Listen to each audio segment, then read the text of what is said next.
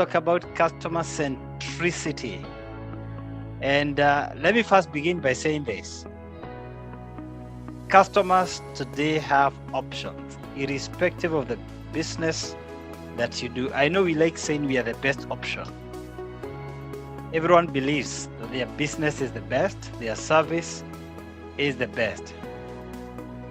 So I want to ask you a few questions. If you don't mind, you can answer using the chat option.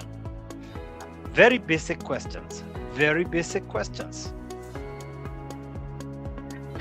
Let's talk about banks. I'll pick a few countries. How many banks do we have in Kenya? I'm checking whether we have options in different sectors. I know this is a KCB sponsored event, but the reality is they are alive to the fact that they have competition. One of the reasons why they give back to the customers and why we are having this forum is because KCB Bank is very much aware customers have options. It's one major motivation for giving more value to customers. Jeremy says there are 30 banks in Zambia. We might debate whether Kenya we have 42, 43, 44, 45, 46, but at least we are all agreeing there are more than 40. We are all agreeing. Jerome says 28 banks in Uganda. And Jerome, I know Kenya has invaded the Ugandan market. KCB is there, Equity is there, CBA is there in Uganda. I know Kenya has invaded the Ugandan market. So when it comes to banks, guys, truth be told, you have options. We have 67 in South Africa, or SADI says, 17 local and 50 subsidiaries. Merimogi says we have 10 banks in Botswana. So Botswana is quite controlled. Do we have options in insurance? Do we have options in the insurance industry? Must we all belong to an insurance company? Andrew says yes, we have options. You just can't be mistreated by a certain insurance company.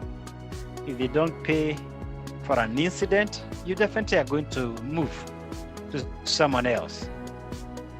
In your business, do customers have options? Andrew Busu. What business do you do, and do customers have options? So we cannot run away from competition, and we all agree customers have options. People have gone to school.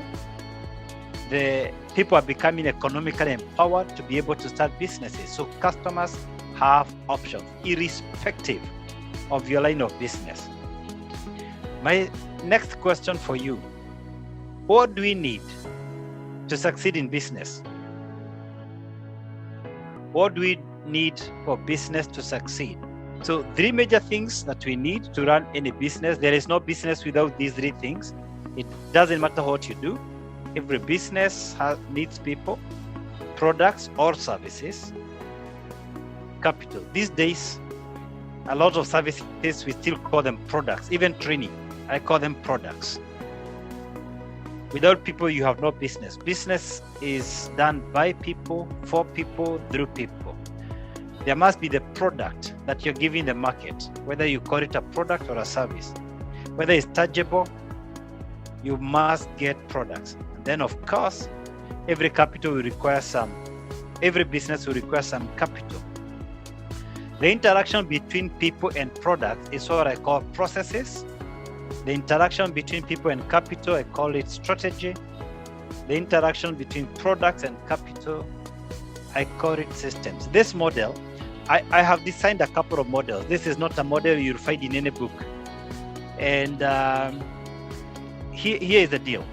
If you have any business processes, every customer is concerned. How fast do you serve them? How long do they wait before they are served? Then when it comes to the strategy, how do you do your stuff? How do you do your business? And then there is the systems. Is this business an independent entity, or do we need the owner? Can things work when you're away? If your best salesman is away, can I still get the service? I need the service. My relationship with you is a service, not you as a person. In the center of the business is the customer. And that's where the word customer centricity or customer centric comes from. Is the customer the center? For example, when you're designing the products, do you first come up with a product and then think of throwing it to the customer?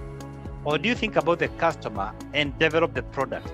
I know someone who came up with a very good soap, very nice soap. And then she started looking for the customers. She never got. And that's what most people do. They develop the product and then they think about pushing it to the customers. It should be the other way around. What are the needs of the customers? Can we develop a product for them? Every time you come up with a product first and then try to push it down the throat of the customers, you are likely to fail. It must always be, what are the needs my customers have? What are the pressing issues, the pain points? Can I address those needs? So the customer must be at the center of your product. Number two, the people must be addressing the customer. The people here means definitely, I'm talking about the business owner, the employees, suppliers of goods and services, and even other customers. How are they supporting each other? So whether we are discussing capital, people, or product, the emphasis this morning is that it must be customer driven. The customer must be at the center, and that's what customer centricity is all about. One of the things people do is reduce prices. This is very common. Can I ask you a question? So price reduction is a strategy to attract customers, but the truth is it's not sustainable, because the moment you reduce prices, your competitors begin to reduce. Eventually, you'll be running at a very, very, very small margin, and that small margin vis-a-vis all your other overheads, you end up doing your business at a loss. The other one we use, very common method of attracting customers, is giving offers and deals and discounts. And many of you confess, we keep doing that. To attract customers, we also try to advertise and promote. Every single company tries to do advertising and promotion, unless it has no competitor, no matter how big they are, whether it's Safaricom or KCB Bank, whether it's Microsoft or Apple, whether it's Amazon or Alibaba, whether it's Tesla or even Toyota, any single company, advertising and promotions never end. Asking for referrals. How many of you are bold enough to ask your existing customers for referral? You're not shy. You're able to ask them, please send me a customer, refer people, send people to our shop. How many are able to boldly ask their customers to give them referrals? I recommend you for that. Thank you for not being shy. Don't ever be shy to ask for referrals. No. A satisfied customer is your best brand ambassador. And I'm talking especially to men. A lot of women don't shy, but so many men are too shy to ask for referrals. Don't shy. Then pro bono services. Is there anyone here who gives some free services to attract customers? You're a speaker like me, you approach a school or a university or a company and say, I can teach for free to expose your services.